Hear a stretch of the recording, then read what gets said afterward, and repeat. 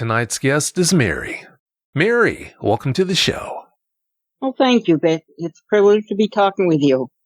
Well, it's a privilege to have you on. Thank you for your time. I appreciate it. Mary, please give us a brief bio on yourself. Well, I'm 68 years old. I live in the beautiful Western Mountains of Maine, in the rugged, beautiful state of Maine. And when I get done describing the habitat of Maine, you'll understand why we have what we do have for Dogman and Sasquatch and so forth.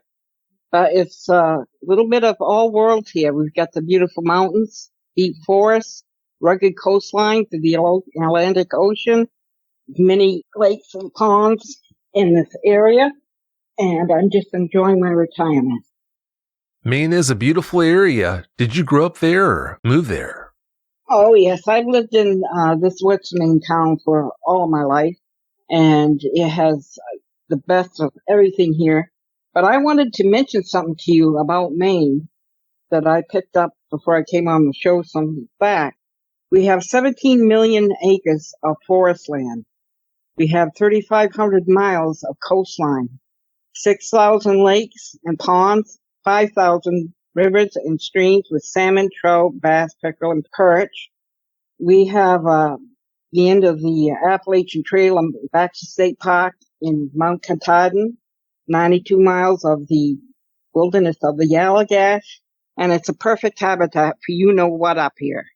It gives a good background for what Dogmen or Sasquatch would be looking for. With it having all those things to offer a Dogman, it's no wonder so many sightings and encounters happen there. That's a good point. Well, yes, that's a good background. It's something I look into since I found out Dogman were in 2018. It's everything that a dogman's heart could wish for is in this state. But I do love this state, and I wouldn't think of moving anywhere else. Well, I can understand why you like it so much. Yeah, it is beautiful. You have a strong belief in religion, Mary. What effect did your encounter have on your faith? It strengthened it, because I know all things are under control of God's hand. And what he did for me is that he took the terror away that I finally had. This encounter had been about 46 years ago, 1976. I had it in the back of my mind ever since that date to the year 2018 when I finally caved in and got myself a cell phone that had the internet on it. And I'm scrolling, learning the internet and looking all the wonders that comes through that view screen. And I happened upon your show and I saw the image of Dogman. These guys are just out for Hollywood. And I just scrolled it, and for many months, I just passed it by. I'd look at the image of the Dogman and I'd pass it by. Then one day I was scrolling down through the episodes and I see episode 117 with JT. And while he was driving, he had an encounter with Dogman. And I said, well, that sounds something like I went through. So I stopped and I began to listen to that episode. And then I began to listen to other episodes. And finally, I came to full realization of what I had seen wasn't a dog, an oversized German Shepherd at all. It was a real mutant of some sort. And when I realized that these things were real, fear struck me deeply. It shook me up back in 2018. All those years before, it never bothered me because I just thought it was a rabid German Shepherd, an oversized rabid German Shepherd with big teeth. But when I realized what these things were real, then the fear hit me. I went on for several months and weeks. So I finally had to pray. And I asked the Lord, I said, your word says we're not to fear man or anything in this world. But I said, Lord, I do fear it. So when I prayed, the terror and the fear was lifted right out of my heart. And though I have the memory of it, I don't have the terror of it anymore. And I believe now that with his grace, I probably could see, I don't want to, but I probably could see another one and not have that terror take hold of me like it did in 2018. But it was been quite a learning experience right down the line. Oh, I'm sure it has been. And speaking of learning, I'm just glad you finally found out what it was that you saw that night. Yeah, thank goodness for that. All things considered, are you glad that you had that encounter due to the fact it actually drew you closer to God? I try to stay as close to God as I can with or without that encounter. I really didn't need that encounter. But if I had that encounter, God was showing me something, but he was also protecting me at the same time.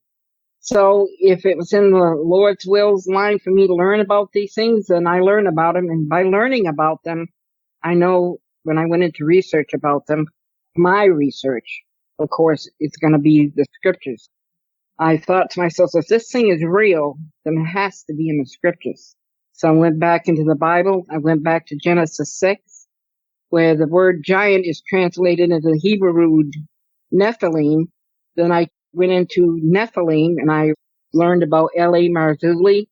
I learned about how, in our beliefs of the Bible, these fallen angels that came down and had relationships with women and produced these giant hybrid men. But it went further than that. They went into the animal kingdom also and genetically altered them. Then that's when I was satisfied with my answer. And I said, well, these things are real. And I know why and where they came from. So now I'm able to deal with it. And I pray every day. I do pray every day. It's one of my main prayers that people be protected from these dogmen, Sasquatch, whatever cryptids out there. Because we really don't know the extent of it. All we do know is what we learned from eyewitness account, and anybody that's honest and truthful and would care to come forward about that eyewitness account and share with us. And this is how we learn and know how to protect ourselves. The bane of the whole situation is that you have authorities, governmental authorities, local authorities that try to cover this up for some reason, which is beyond me, because they're fully aware of these creatures, but they go to extreme extents to cover it up. People go out unsuspecting. They don't know what they're going into these parks and wooded areas. They have these encounters, and many come back to be on your show, Vic, and we don't know about the ones that weren't able to come back.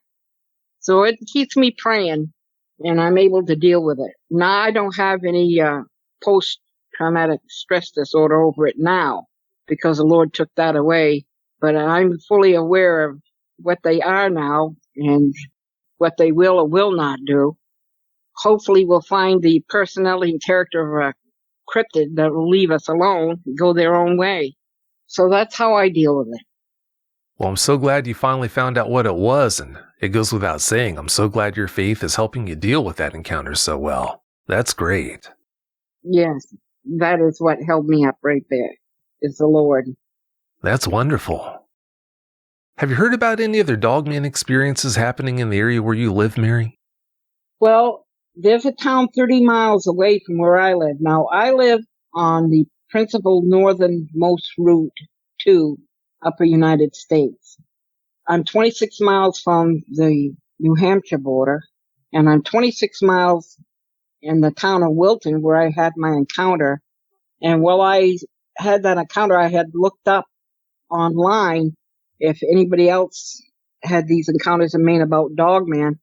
I found one account online in Maine where a woman in Oxford, which is about 30 miles south where I live, I'd say about 25 miles south of Route 2, and she looked out her kitchen window and saw a dogman sitting on the roof of her garage looking in her kitchen window at her, and she looked at it, and looking at it, it jumped down off the roof and went back into the deep woods. But that's the only one I can find in Maine. I found some stories about Sasquatch in the earlier years when they were lumbering up in Maine woods.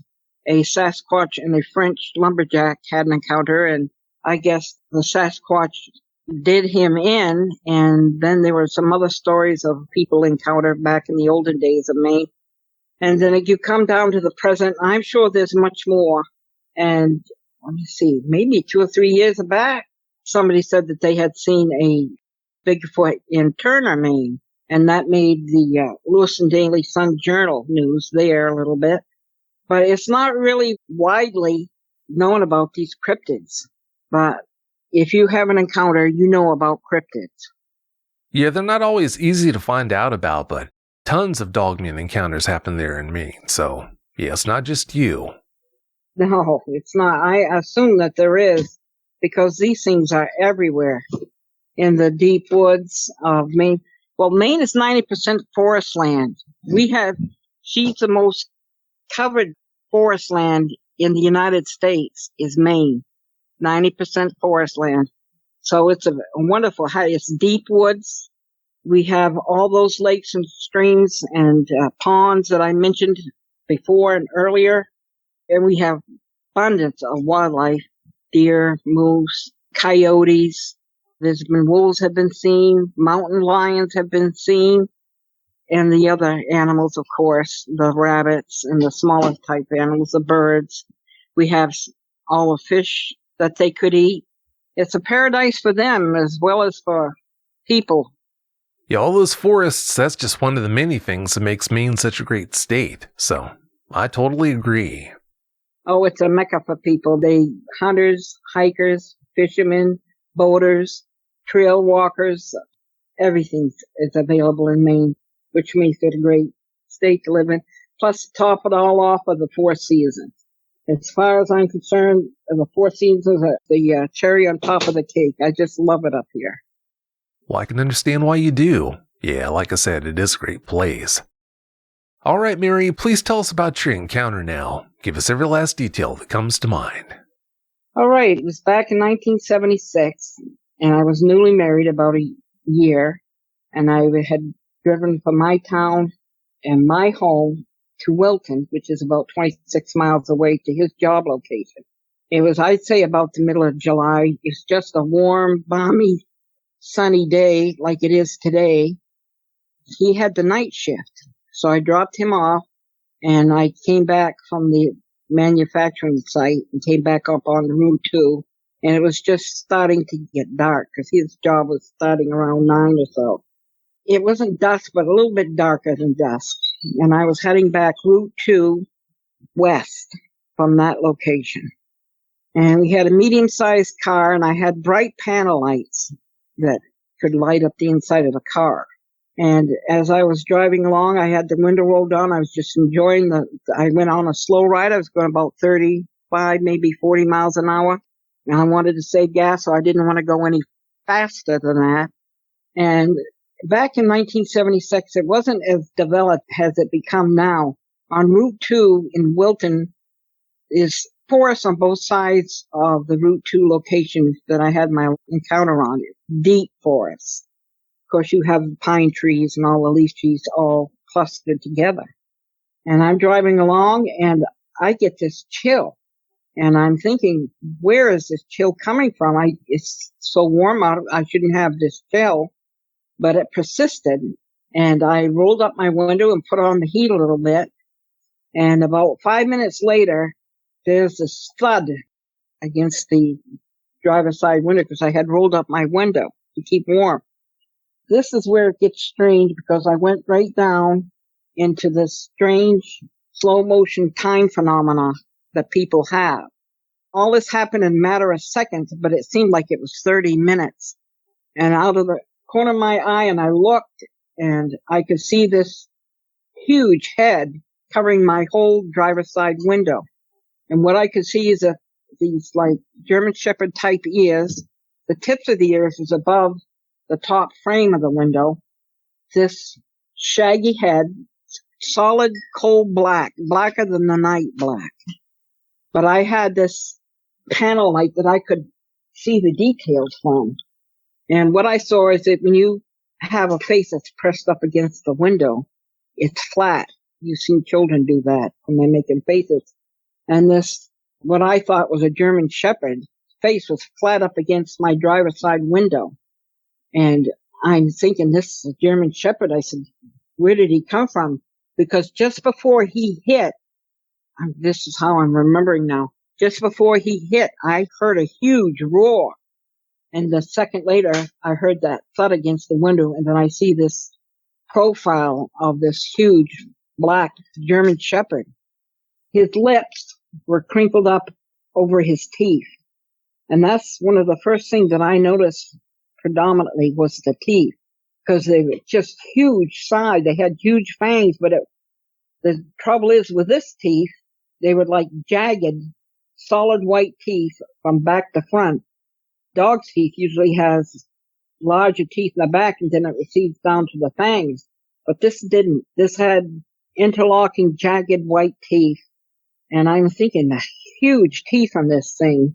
And I couldn't see his eyes because his eyes was flattened up against the wood and it was sprinkled up where it'd be like a squint. As I was taking this all in, another odd thing that happened, I had this conveyance from this hybrid creature.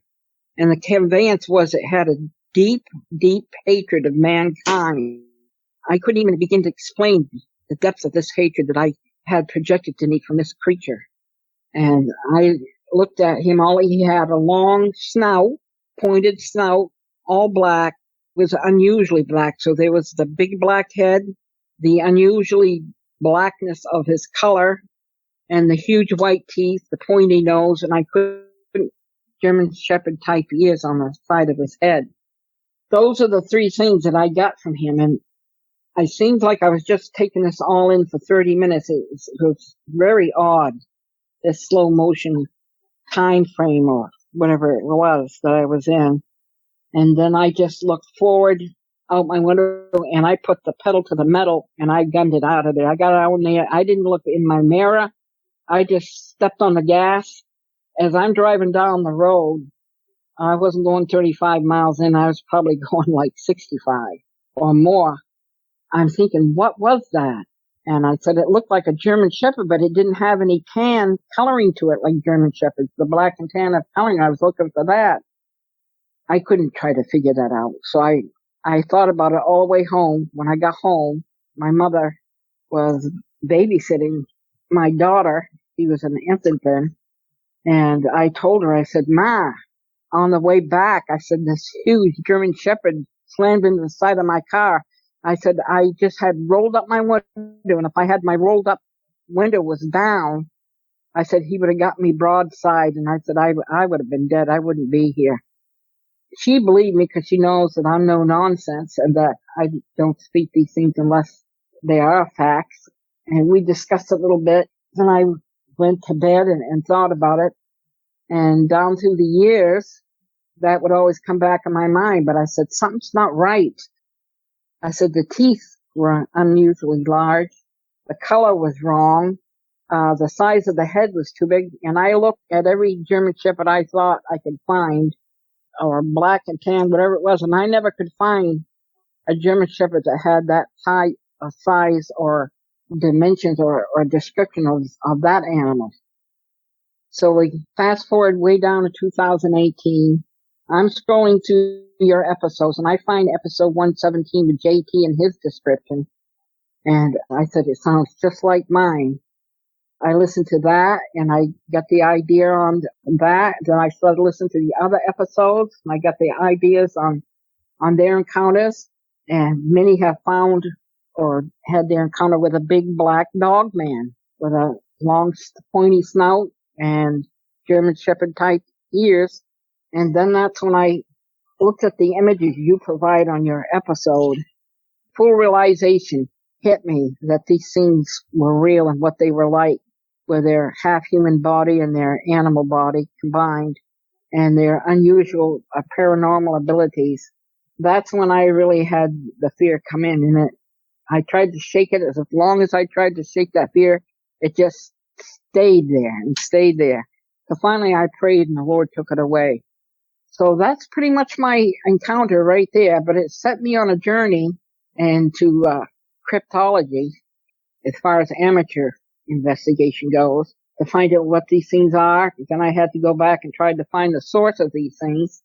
So I'm satisfied with my research and my explanation I found through the scriptures and through the investigation of men like L.A. Marzulli, the people, Gary Stearman on the Prophecy Watchers. He gives explanation about the UFO origins and so forth. The pieces of the puzzle can come together to give an explanation, and I get the big picture now of it all. The only thing that we can do as people is just wait on God's timeline to take care of it and just do what we can for one another, give one another support, give one another understanding, and just take a stand for the truth whether anybody believes it or not.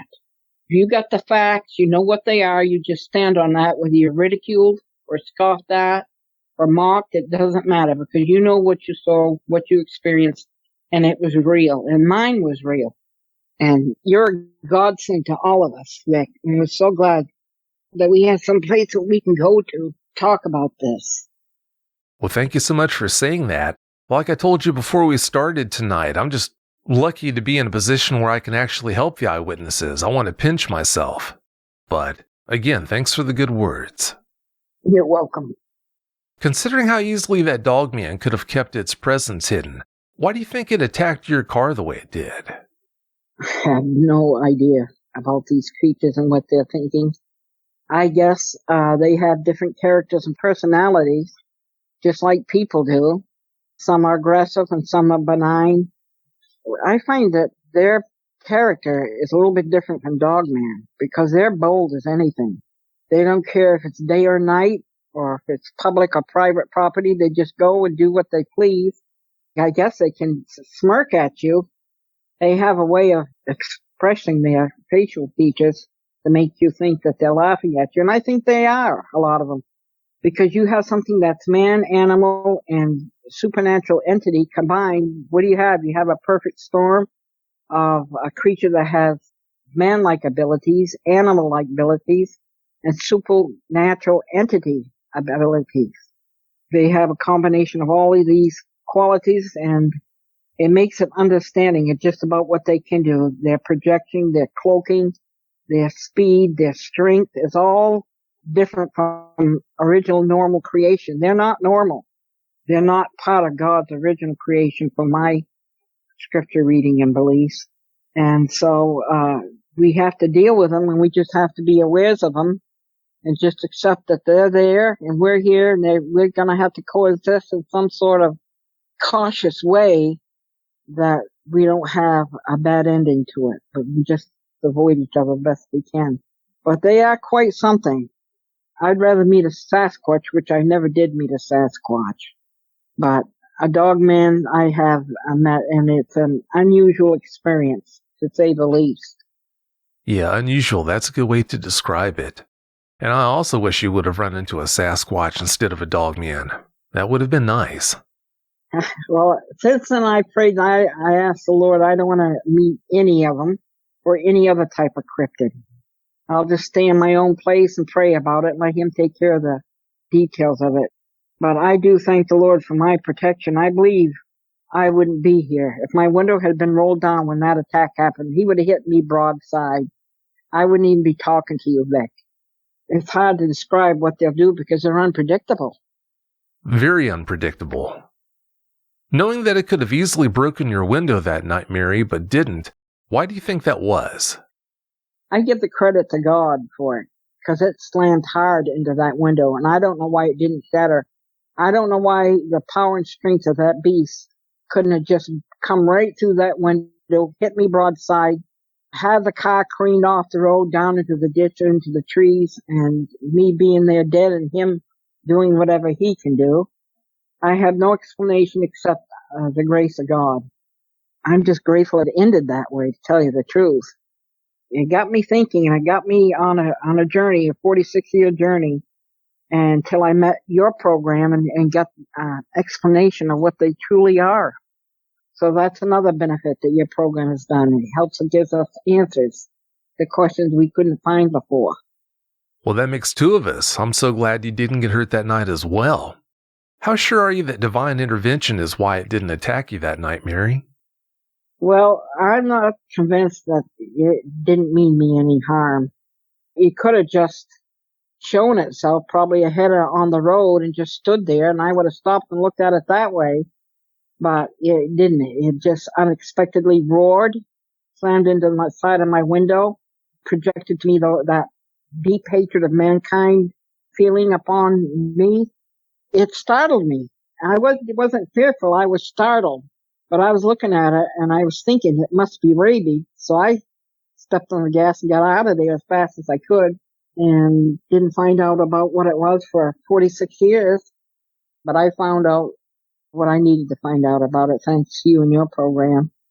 And then that leads into other areas. It leads into the paranormal experiences of UFOs and ghosts and all kinds of supernatural things.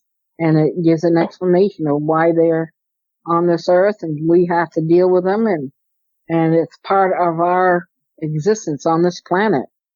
Unfortunately, they are. You told us about the chill you felt before the dogman attacked your car. Do you see that as an indication that it definitely was an ethereal being? I don't know where the chill came. I'm going to give God the credit on that because I was enjoying myself. I had the window down. It was a warm July evening. I didn't have to do anything but just slowly drive home and enjoy myself and enjoy the evening. But that was an unusual chill, enough for me to roll up my window and put on the heat. And then 5 minutes later, this thing slams into my window. So I'm going to say that God did that. I'm not going to say that that thing had all of its projection, because 5 minutes away, I don't know. I would still probably be, a mile before I had the encounter at 5 minutes or 2 miles. But I had my window up, and thank God I did. And why it didn't break the window is beyond me. I read it in the comments that somebody else had an experience where something slammed into the side of their vehicle, and they couldn't understand why the vehicle wasn't totaled or glass broken, etc. I have no explanation either. But I'm glad it turned out that way because it got me home safely, and that's what counts the most. That's right. Yeah, I'm glad it turned out that way too. It didn't break your window, but was any other damage done to your car? No, there was no damage at all. It's overall completely strange. Of course it would be when you're having to deal with something like that. But you just count the grace of God for it and keep going. When I called you 2 years ago in 2020, I had gotten just back from hiking in Weld at the state park there. And it was a steep, steep grade till you get to the top, and on top of the mountain there's a small little lake that you can take a swim in. But it had these huge boulders. So when I come back home, you had left a message on the answering machine. I was so exhausted. I just washed up and went to bed. I was aching all over. But I had gotten the next day your phone number, and I jotted it down and kept it in a notebook. And then COVID hit. I was working but was sent home, and all of those things was happening at the same time. So I just put it on the back burner until a couple of weeks ago when one of the commenters said that I should probably give Vic a call. And I said, well, why not? You know, it truly happened. People need to be aware that these things are real and out there. So I just decided to give you my story, and everything worked out for it to be told, and I'm glad of it. I'm glad you finally decided to do that. What more can you tell us about the hatred you sensed from it? Did it only project thoughts into your mind, or did it send words too? It was not just a thought in my mind, but it was the whole feeling, the whole ambience of the feeling. It went right into my soul, not just in my mind only, but into my soul. And it was very, very disconcerting, to say the least. And I'm wondering, how can this thing even project something like that? And then a German Shepherd, my wife thought it was a German Shepherd like that. I said, how can a German Shepherd do this? But it wasn't a German Shepherd, it was a Dogman. I still can see it right in my mind's eye, just as clearly as the day that it happened. And I just want people to know that they need to believe that these things are out there, and just take every precaution that you can possibly take when you're out in the woods, because it's their territory, not yours. And they are real, so if you get some type of gut feeling that you should leave. If you have a situation where the birds stop chirping and the crickets and the frogs stop making their sounds, it's a good sign the predator's about, whatever predator it is, and get out of there and get to safety as quickly as you can. And don't go out by yourself. Try to go out with somebody, at least. There's a girl in Cape Breton, Canada, that was hiking alone, and she encountered coyotes. And she was a well-renowned singer in that area, but the coyotes attacked her, and she succumbed to her injuries at the hospital and passed on from there. So we need to be out with somebody at least, and take any type of protection you can use, maybe pepper spray. If you know how to handle a weapon safely, maybe that if it's legitimate, that you can use a weapon. I don't have any weapons, so I have to depend upon God's grace to get me through alive in any situation. Yeah, it's always a good idea to go out with someone else and not go alone. I mean, after all, there are other things out there in the woods besides dogmen to be concerned about. You couldn't see its eyes, but did you ever see its hands or claws? No, I just saw the head profile. That's the right side of its face was the only thing I could see. That was enough because it filled the whole window. And it was kind of shocking to see, but that's all I could see. But the most prominent thing I could see was its teeth. Jagged white teeth from front to back. And yeah, I can still see those teeth to this day. That's all I saw of that. It was just its head. And I just heard the roar and the big thump against the window and then its head, and that's all I was able to see of it. And it seemed like 30 minutes, but it was just a matter of moments before I stepped on the gas and got out of there as quickly as possible. And I was just thinking it had to be a German Shepherd with rabies. I said nothing would attack a car or a person driving a car like that. It's a crazy animal of some sort. But try to explain why they do what they do, I have no idea. What is your thoughts on it? Why do you think he might have attacked the car? Well, I think he did that to get a response from you. If he wanted to get you, like I told you before, it could have easily broken that window. Unless it was truly divine intervention, that's the answer to it. But again, we'll never know for sure if there was divine intervention and that's why you weren't attacked. All we can do is guess, but that's my take on it. Oh, I was attacked. It attacked my car trying to get to me is what I think it was. And if it had an ulterior motive of just frightening me, it did a job of it, 46 years later, but it did a job of it. Oh, definitely.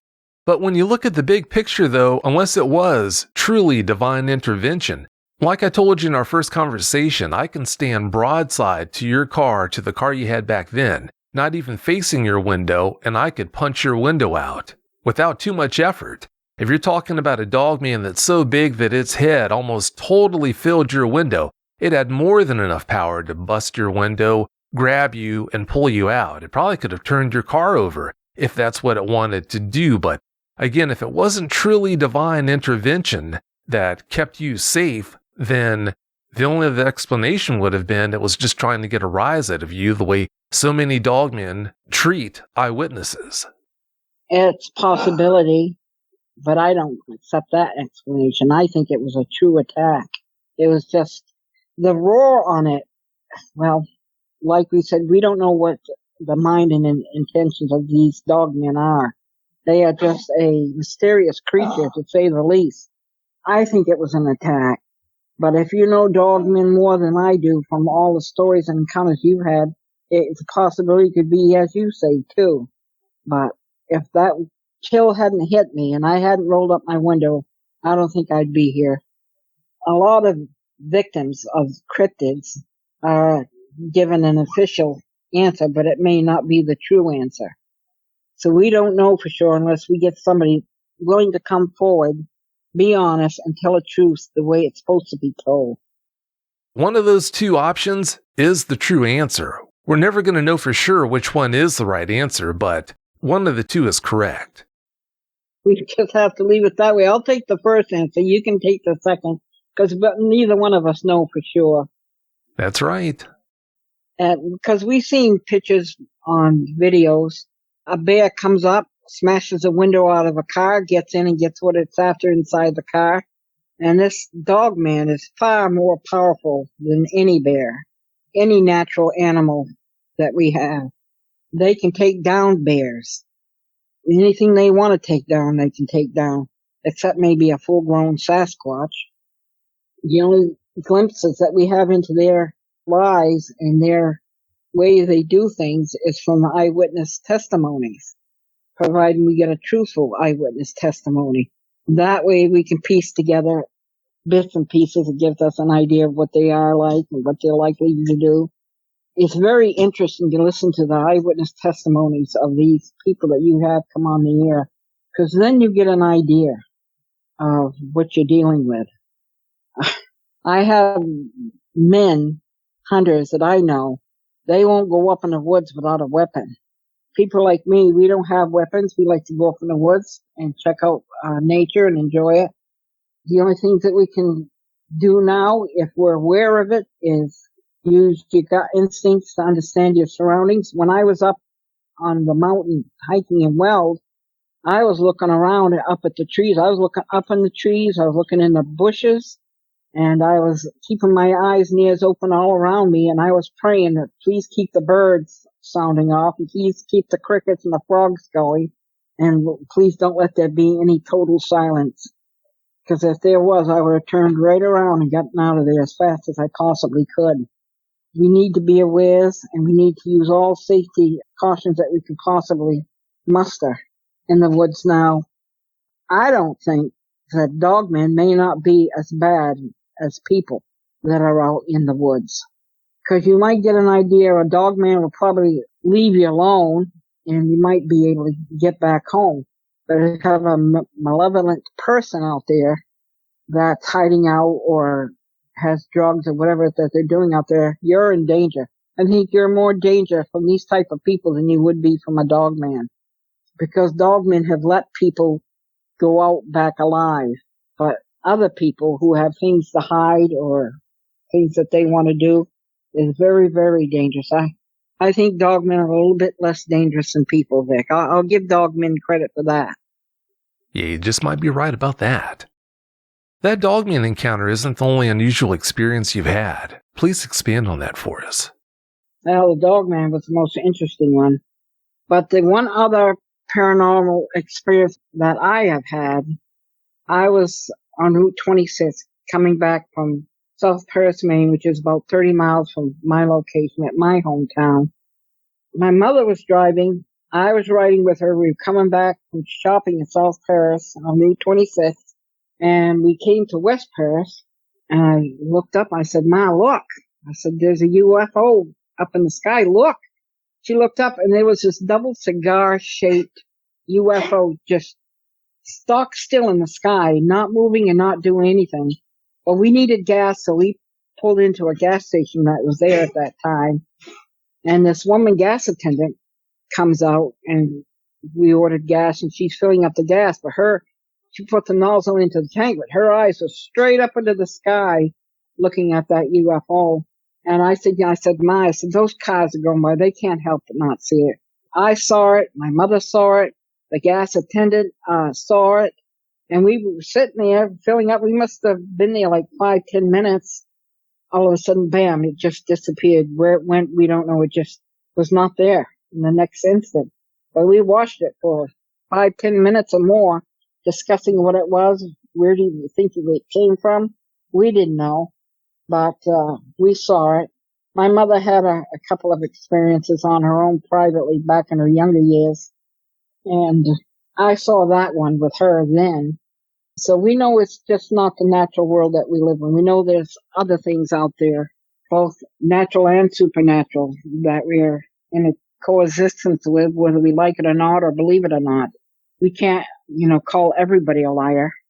Everybody's not making up a story. Somebody's telling the truth, and you'll be able to discern what that truth is once you've heard the story.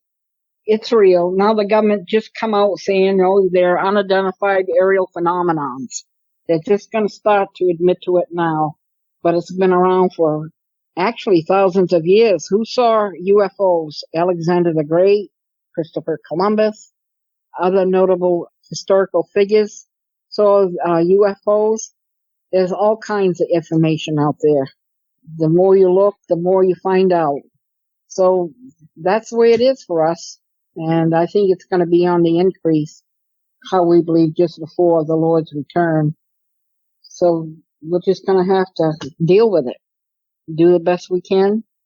And I always say that whatever opposes us, just try to get along and give one another support, give one another love and help, and just be the neighbors that we're meant to be for one another.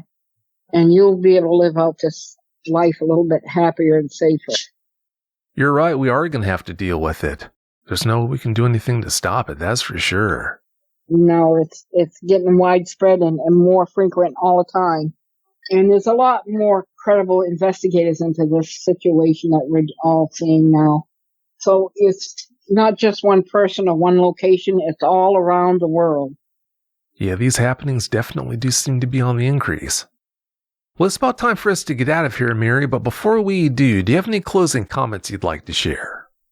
Just be aware of these cryptids. They're not normal beings. They are different, more powerful, more intuitive, more capable than anything what we call normal in our world. And just take all the precautions and safety measures that you can possibly have, and don't go out alone. Try to be with somebody at all times. And if you are alone, pray. That's your best protection right there, is Almighty God. And that's all I can say. Well, that all sounds like great advice to me. Mary, I can't thank you enough for coming on and sharing the details of that experience with us. I really appreciate it. Oh, you're quite welcome. Thanks again so much. Have a great night.